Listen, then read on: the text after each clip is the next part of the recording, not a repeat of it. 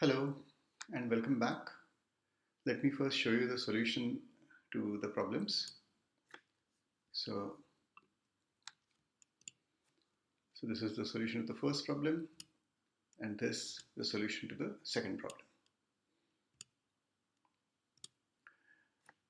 So the subject of this segment is a theoretical analysis of our two algorithms. So let's begin with the iterative algorithm. So this is our iterative algorithm, and we right away note that statement 5, which is this statement, which is the interesting statement, is executed n minus 2 times because of the loop. And each time some fixed number of operations are performed. Okay, so what do I mean by fixed? I simply mean independent of n.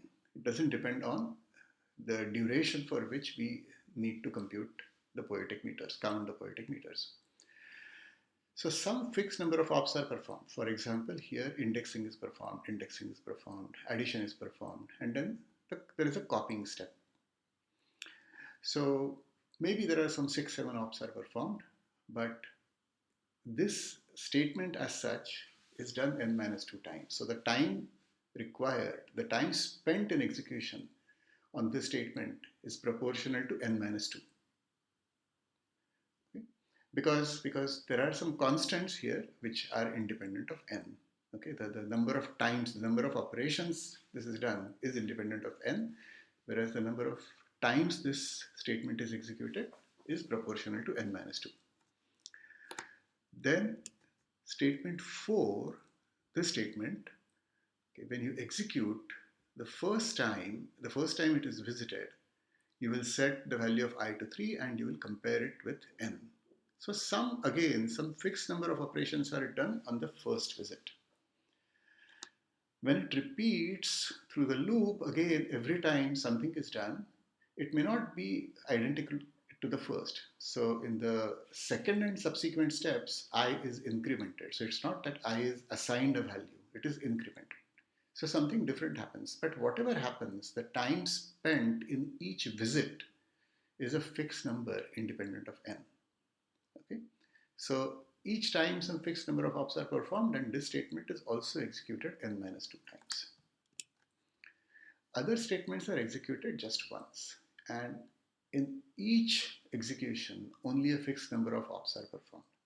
So we can then say that the time is proportional to is an plus b for some constants a and b. So this n is contributed by these two statements, and then there are some fixed number of statements that might happen, so they are contributed in this b. The specific values of these constants a and b can be estimated from our measurements. So if you go back and look at our measurements, you will be able to make some guesses for a and b. However, these constants will be different for different languages and also for whether we optimized or not. So the simple theoretical analysis can predict the form an plus b, but not the actual values. Okay? So the actual values really depend upon the language and the processor. Okay, so that's what we want to say about the iterative algorithm, that we can predict that it's going to be something like an plus b, but those a and b will not be known from the theoretical analysis. Now, if you look at the recursive algorithm is this, and so let's say the main program requires time alpha to execute. So when I say the main program, I'm not counting the time for this f of n. Okay, so everything else. And of course, when I say fixed time alpha, it means I simply mean a time which does not depend upon n. Now let t of n denote the time for executing f of n for this. Okay, so whatever the value is, I'm going to measure the time starting from the call of this function, inclusive of all the recursive calls, till it finishes, and that is t of n. Now my claim is that this t of n is t of n minus 1 plus t of n minus 2 plus some constant. So let's see why these terms are arising. So Within this, we are calling f recursively here. And this, by definition, takes time t of n minus 1. And this also takes time t n minus 2. So other than the recursive call, there is some time taken inside this, but that time is independent of n. And therefore, we can just put a c over here, where c is expected to be some constant which is independent of n. Okay, so it's really the statements 1 and 2 and maybe this addition, okay, of f of n. So now we want to get an estimate on t of n. So let me first claim that t of n should be smaller than 2 times t of n minus 1 plus c. Why is that? Well, t of n minus 1, t of a bigger number will be larger than the t of a smaller number. And therefore, I'm overestimating over here. I'm dropping this term and putting in a bigger term. So therefore, I'm saying less than or equal to. Okay. Next. So I have written assume n is a power of 2, but I actually just mean n is even. Okay. So now from this, I'm going to get to this. And in doing so, I'm going to substitute for t of n minus 1 this expression itself. So note that when I wrote t of n is less than 2 times t of n minus 1 plus c, this really applies to any value of n. Okay, it applies to n equal to 100, n equal to 99, whatever it is. So in particular, what would happen if I had put n minus 1 over here? Then I would get an n minus 2 for this, and that's what I have written down over here. Okay, so I can keep doing this. So okay, first of all, let me simplify it. So I'm going to get a 4tn minus 2 plus 2c from this and a c here, so 3c. And now I'm going to keep on doing this. Okay, so I'm going to get 4 times 2 of t of n minus 3 plus c, and then there was the 3c over here. So if I open it up, I get 8 times t of n minus 3 plus 7c. So you can see the pattern that this is going to be a power of 2. Well, what power of 2? Whatever is the decrement over here. And this is going to be 1 less than that. So I can in fact claim that this whole thing I can keep on doing until this term becomes 2. Because below that, this expression is not valid. Okay, so I have to stop this resubstitution when the argument to t becomes 2. Okay, and that it is going to become 2 because we said n is an even number. So at that time, this is going to be 2 to the power n minus 2, and this is going to be, the coefficient of c is going to be 1 less than this. So it is going to be this. So if I simplify that, well, I'm going to ignore this one, and so I can put a less than or equal to. So I'm going to get a c for this, a c for this, and 2 times 2 to the n minus 2. All right. Now, that's one expression. Now, I want to get an upper bound. I want to get a lower bound on t of n now. Okay, because we want to estimate t of n. If we can't estimate it exactly, estimating it exactly here is going to be tricky. So what we are going to do instead is we are going to estimate a lower bound and then upper bound. So here I'm claiming that instead of this, if I substitute a smaller value and I drop it, and I drop this c term, I'm going to get t of n is bigger than 2 times t of n minus 2. Okay. Now I can keep on substituting. Again, if I had put n minus 2 over here, I would have got 2 times n minus 4, but there is already a coefficient 2 over here, so I get 4 times t of n minus 4. And proceeding in this manner, I have to stop when this becomes 2. So I will, in this case, get 2 times n minus 2 divided by 2 times t of 2. Okay, so I've got very similar expressions, except that here I have n minus 2 and here I have n minus 2 upon 2. Okay, so the lower bound and the upper bound are different. And okay, and I can substitute this, I can simplify this further, and I can write this as 2 times n minus 2 upon 2 times c. Okay, so t of 2 is c. Okay. Now, c times 2 to the n minus 2 is simply c times 2 to the n divided by 4. So if I, instead of c divided by 4, I write another c prime, this is what I'm going to get. Okay. So as a result, and similarly, I can do the same thing over here. So this is going to be some c double prime 2 to the power n minus 2 to the power n by 2. So what is the conclusion? So I get that our T of n should be between some C2 times 2 to the n. So this, okay, well, instead of C prime, I have written C2, doesn't matter.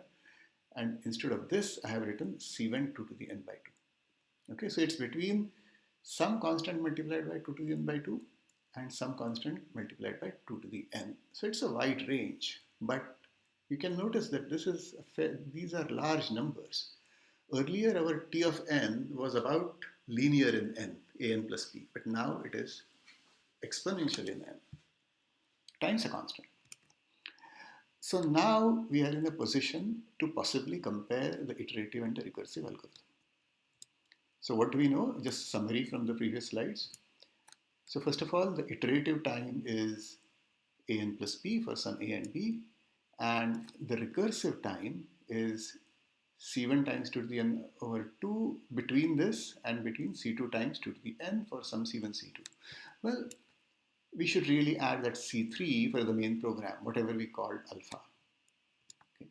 Now, without knowing the values of these constants, these expressions are pretty useless, you would think. Okay. So clearly, it turns out that nothing can be said if the values of n are small, because then the constants really are important. Okay, but what if the values are large, if the value of n is large? So let's take the ratio of these two times. Okay, so t of iteration, t of iterative divided by t of recursive. So this is going to be less than, so t of iterative is equal to this, so I can just put it over here, and this is so this t of recursive is greater than is greater than c1 times 2 to the n by 2, and therefore since it's in the denominator, I should pick this, and then I'm going to pick that c3, so this is what I get. Okay, so the ratio is smaller than this. But now what happens to this as n becomes large? Well, as n goes to infinity, calculus tells you that this is going to be going to 0. So for large n, clearly the iterative algorithm takes much smaller time than the recursive algorithm. Okay, so even though we didn't know the precise value of the constants, we can still conclude that for large n, the recursive algorithm is bad, the iterative algorithm is good. Okay, and how large does n have to be? Well, even if we sort of pick huge values of a and b, so sort of make this appear big, okay, and relatively small values over here. So c3 equal to 0, so this is 0, and let's say this is equal to 1. So really small values. So even for this, if you work this out, okay, so this is going to be what, about 1,000, another 1,000, so this will be about 31,000, and 2 to the 30, okay, is going to be itself going to be something like 31,000. So at that point, this denominator already is starting to overtake this. So if you take this maybe to the 50 or something like that, this is going to be overwhelmingly larger than this. Okay, so what is the point? So we can do theoretically an analysis and say what happens when n is larger, and often that analysis will hold even if n is not terribly large. For a computer, n equal to 30 is not large. Okay, so this whole kind of analysis turns out to be useful, even though you might think that, look, we really don't know a lot, so how could we be analyzing? So it turns out to be turns out to be useful because computers are used mostly for large problems. Okay, and one more point I should stress over here, that to do this analysis, I didn't really need the entire form. Okay, so I didn't need a n plus b. I didn't need this c1, c2. All that I'm really using over here is that this is n and this is 2 to the n by 2. But the rest of the remaining things don't really matter. So from this, we can also conclude that we don't need even the form of the terms. We just need the dominant terms in each expression.